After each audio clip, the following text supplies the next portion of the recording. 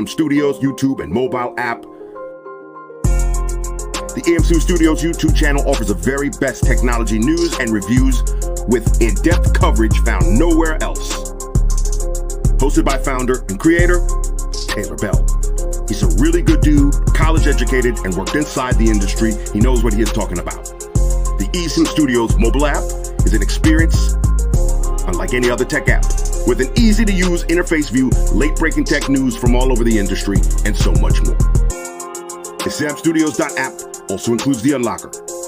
Learn to unlock phones from the professionals for free. The clean and intuitive layout, finding breaking news articles and deals in tech has never been easier.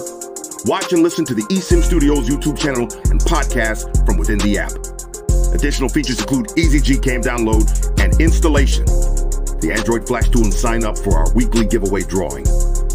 Download the eSIM Studios mobile app at eSIMstudios.app and find us on YouTube by simply searching eSIM Studios.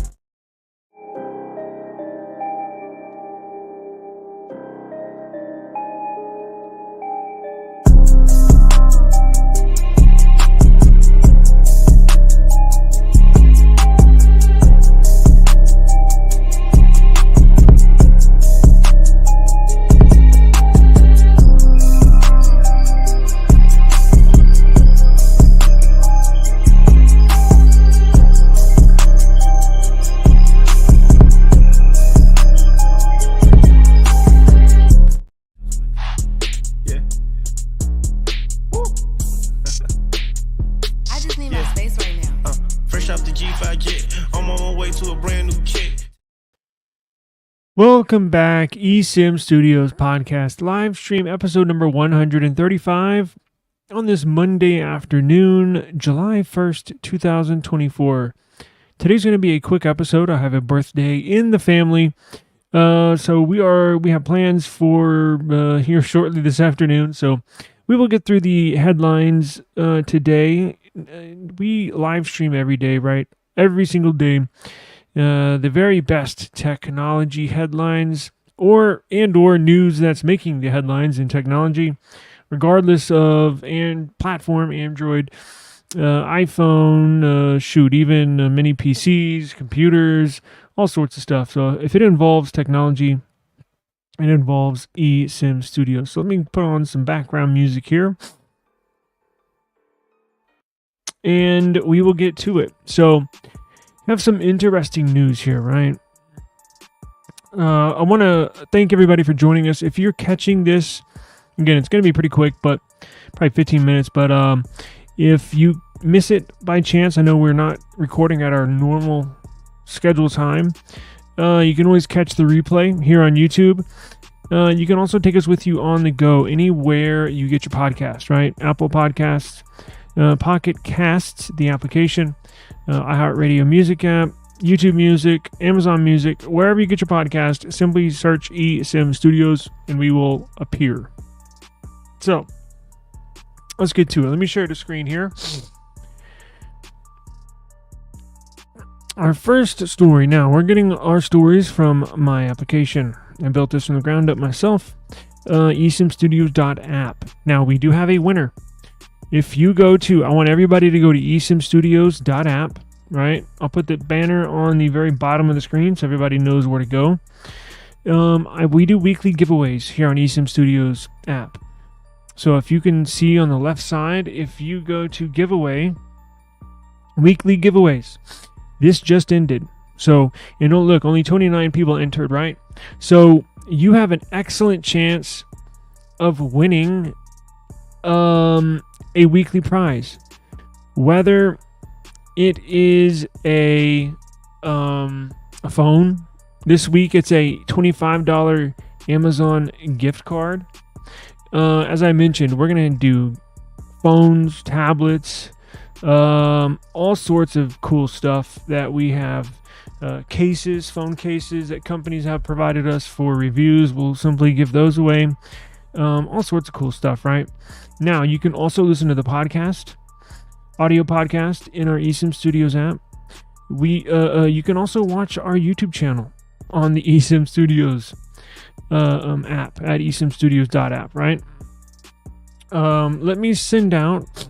You can install it on your device as a web app, right? So whether you have Android, iPhone, MacBook, Windows laptop, Android tablet, iPad, just go to eSIMstudios.app. After a few seconds, it'll ask you, hey, do you want to install this on your home screen? Simply select yes, and we do all the updating in the background. So you don't even have to go to your app store to update it. And it is technically safer. It is technically safer than an application on the App Store. I'm sorry. I'm pushing an update out to everybody, all the viewers. Let's see, my app. Let's see here. Let's go back. You can catch us on eSIM Studios Live right here. See? eSIM Studios Live. So let me push out an update to let everybody know that we are live, right? And you will get notified all new deals whenever we go live. It's a really, really, really cool application. We have currently quite a few subscribers. All right, pushed out the notification. So we will notify you as well when we go live. Now, let's get into the news, right?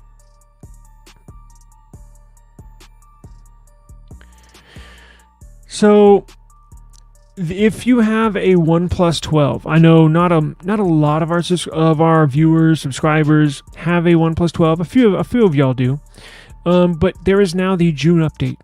Currently, it's on the May. OnePlus is one of the few. It's unfortunate. This is one of the minor cons, or one of the minor negatives. Not many negatives about this OnePlus 12. It's a badass device, but one of the small things that I would fix, they don't update and or push security patches every single month. They're typically every other month they will issue a security patch. Google Pixel, Samsung Galaxy devices, every month you get a security update and software update. OnePlus, it's every other month, right? We discussed that on yesterday's podcast, how that happens and why that happens. But the June security patch for your OnePlus 12 device is now rolling out. I checked mine just now. It's not available, but have no worries. Go ahead and check yours if you do have one. However, if it is not showing up, it probably will here over the next day or two, right? They roll these out over the next few days.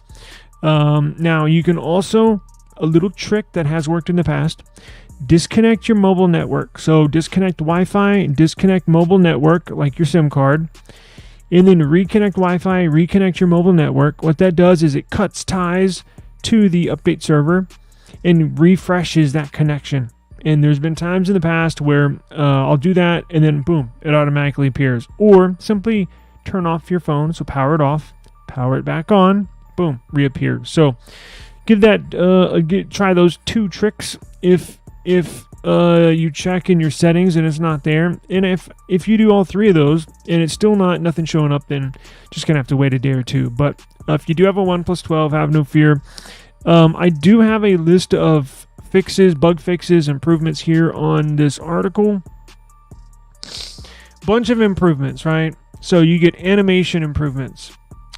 Gaming sound has been improved upon. Audio. Let's see. The app symbols presently react quicker when you tap them. So quicker animations, even more improved upon user interface. Nothing huge, but minor improvements to make this awesome device even better. If that's possible, yes, it's possible. So I got a list of all the updates here on eSIMstudios.app, right? Now, check this out. Galaxy tablet owners. I have the S9 Ultra, phenomenal tablet. They're making some changes. So Samsung is not on a normal release schedule for their tablets. The pandemic screwed that all up, as it did a lot of stuff. But The S9 Ultra has been out for over a year, so we're kind of just twiddling our fingers here, waiting for this S10 launch. It should be very soon. However, I don't think it's going to be with the Samsung Unpacked event on July 10th for the foldables. I think they're going to do a separate launch at some point soon. Because at this foldables launch on July 10th in Paris, they're going to release the Z Fold 6, Z Flip 6. They're going to release new watches. They're going to release new earbuds.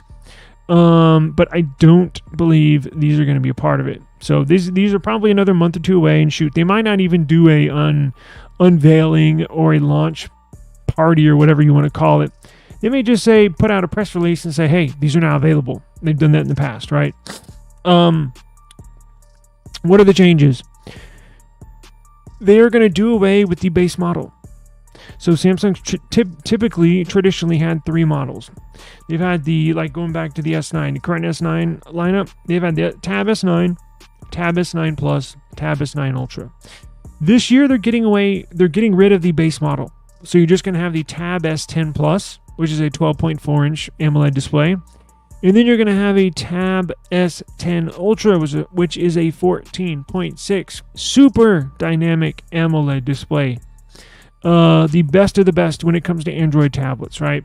Even the Plus version, even the 12.4-inch, it's the second best Android tablet on the market. If you're in the United States, you're going to get a Snapdragon 8 Gen 3. You're going to see 12 gigs of RAM. You're going to see plenty of storage, right? In some other markets, Samsung has been tooling around with the idea of putting a MediaTek CPU in this tablet. I know that may be a shock to some of you, but as we roll on, as we continue push through this year, I gave y'all a report last week, maybe it's Friday. Samsung is considering with the S25, right? The predecessor, the successor of the S24 series, the S25 series coming out in January.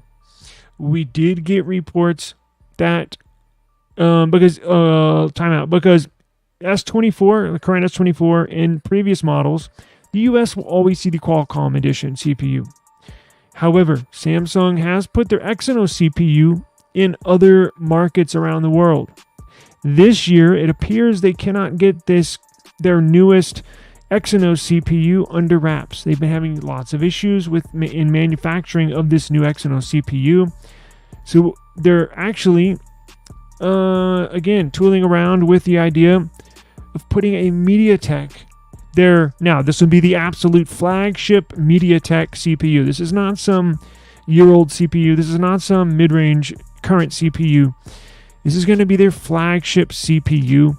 Should be pretty badass. Now, they're looking to put the MediaTek CPU in some markets around the world on the S25 series. In the US, you're going to see Qualcomm. However, they're thinking about doing the same thing with this tablet.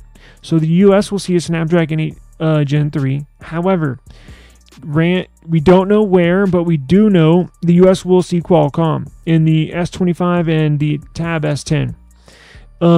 It looks like they're going to release this Tab S10 with a MediaTek CPU in some other markets around the world. Again, I don't know what countries, what continents are getting it, but we do know it is confirmed USA getting Qualcomm. So if you're here in the United States, you have no fear, and you're interested in getting this tablet or the S25 series, if you're we have a ton of listeners all around the world.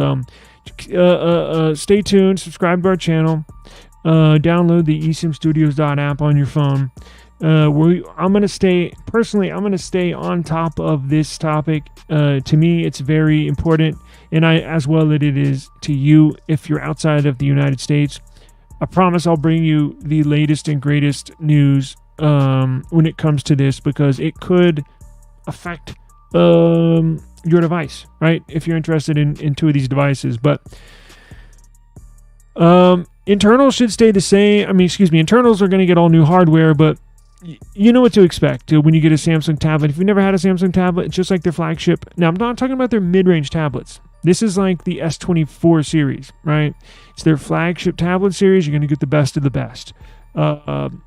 Just a phenomenal tablet. You cannot go wrong with this. So, as I mentioned right here, MediaTeks are in the cards. So, stay tuned to eSIM Studios YouTube channel and eSIMstudios.app. And we'll keep you on the latest news when it comes to MediaTek and Samsung. Now, what do you know? Pixel users. Good news. If you're a Pixel lover, if you're hashtag Team Pixel like we are here at eSIM Studios, if you're a Pixel super fans member, as we are here at eSIM Studios, good news today. The Pixel 9 series, now, the Pixel 9 Pro, Pixel 9 Pro XL, Pixel 9 Pro Fold, or Fold 2, whatever you want to call it, is going to have the very best display on any mobile device to date. Google's not messing around with this display. Now, the base model may not be the very best in the world because it is a base model, but the Pro XL, and the Fold 2 are going to get the very best display in the world. We got word today they're starting to manufacture these, guys. Like these are in the manufacturing plants in India, and they're cranking these suckers out. Look, launch of this, they moved the launch up a couple months. We're roughly 5 weeks away from launch, which means Google's got to start pushing these out. So as time goes on, as each day goes on, if you're a news lover like I am, and you want the inside scoop, again, you're going to want to subscribe to eSIM Studios because we have an exclusive right here. So this display that they're coming out with, it's a Samsung produced display, which is not uncommon, right? Samsung makes displays for almost every mobile manufacturer around the globe. Even Apple, right, gets displays from Samsung, among others, but mainly Samsung. Pixel line has had their displays made and produced by Samsung, I think, forever. But here's the proof. So the distribution of the Pixel 9 Pro, and Pixel 9 Pro XL will include the M14 OLED. That is the part number and part name of this Samsung display, of the Samsung OLED. The M letter is a marker of the quality of materials used when producing this display. So, the higher this number is, the more superior the screen it is, and in terms of brightness, lifespan, effectiveness, pixel quality, picture quality. So this year's S24 series. So the internal part for their Samsung display that they put on the S24, right, Samsung's flagship, was M13. That's the very best display in the market. The predecessor of the M13 screen is the M14. Well, guess what? We got word now that the Pixel line now has part number M14 as their display.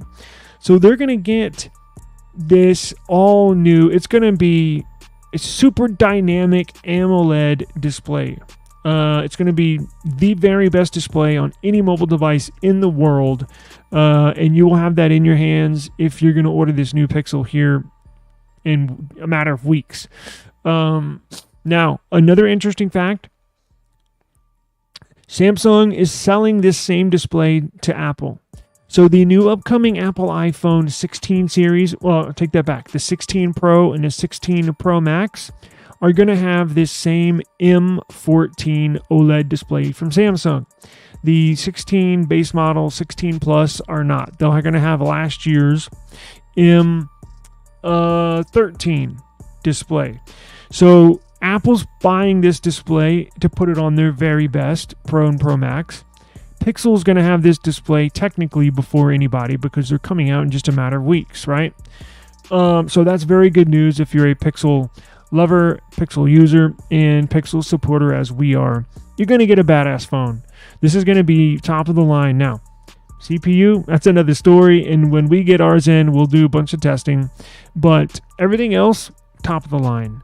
We'll see where that UFS storage is, because one of the downsides, and not many people talk about, and look, it's not really that big of a deal depending on, how you look at it. Google did undercut the Pixel 8 UFS storage, because they put UFS storage, I think it was 3.0 or 3.1 in the Pixel 8 series, when UFS storage 4.0 was already out. Now, one thing I would like to see Pixel do is put RAM expansion inside the software, the capability of doing that.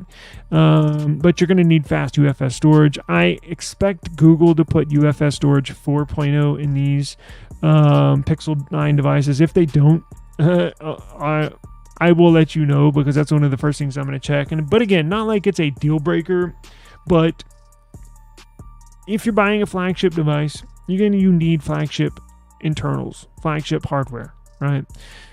So I did blast them when the 8 came out for doing that, but I mean, it's not a deal breaker depending on who you are. Some don't care. And look, I still got the phone, so it's not like it bothered me that much, but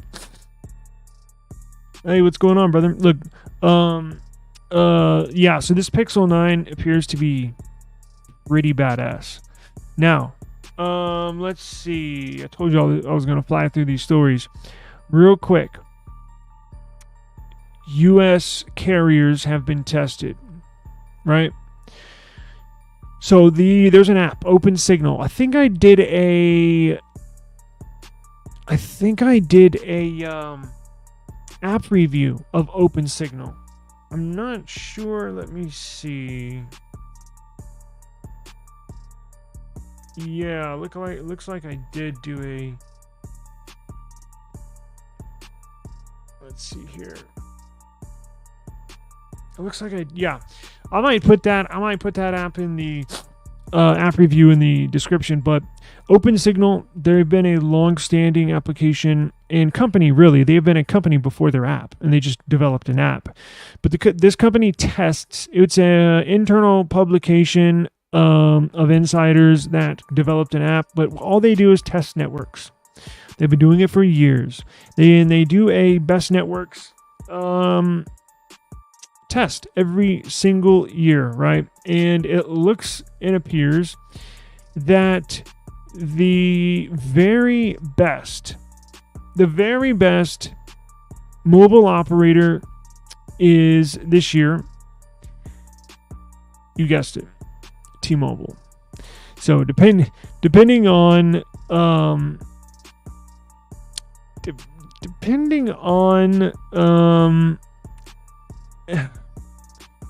I'm looking to get out of T-Mobile, to be honest with you. Prices are going up, data leaks here and there, but they do show up when it is in the crunch time. They do show up when you need the performance. They do show up when it comes to coverage. That's just a fact. But you're going to be paying for it with possible data leaks, possible your information getting out there. Not to mention, the price is going up every year. So you're going to have to deal with that. Now, what is involved in this best of, right? Well, it involves signal strength and download and or upload speeds. T-Mobile got the number one spot with an average. Now, this is an average of the whole United States, all 50 states. In fact, I think, yes, all 50 states, continental U.S., all 50 states, not continental 48, all 50. The average speeds from all of their testing, T-Mobile topped the list at an average download speed of 287 megabytes per second, outperforming Verizon and AT&T by a pretty big margin, right? So the way that they tested this was basically by 15 categories. However, speed test being probably the number one or most crucial out of those 15. Let's see where Verizon landed.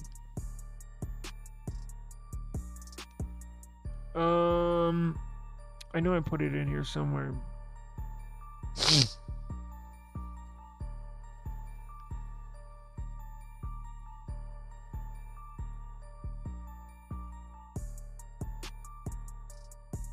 Anyways, it was by a pretty big margin. I'll go. Oh, here we go. The next closest was 139 megabytes, more than Verizon.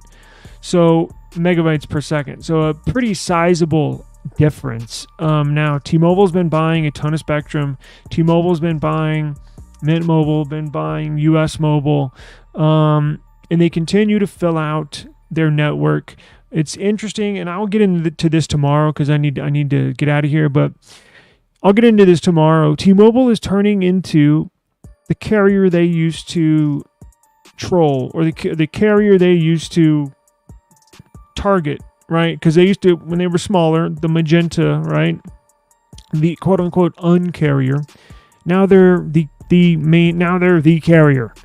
That they basically built their model around of being everything not like the big carriers. Well, guess what? They're the number one carrier now. I think technically, what is it? Verizon, as far as subscriber numbers, I think Verizon might be the biggest, but T-Mobile's gonna swallow that up here and be the number one carrier here pretty soon. They've got technically the strongest network, even though where I'm at is a dead spot. Everywhere else seems to be pretty strong, but you're going to be paying for that, right? Prices are not cheap.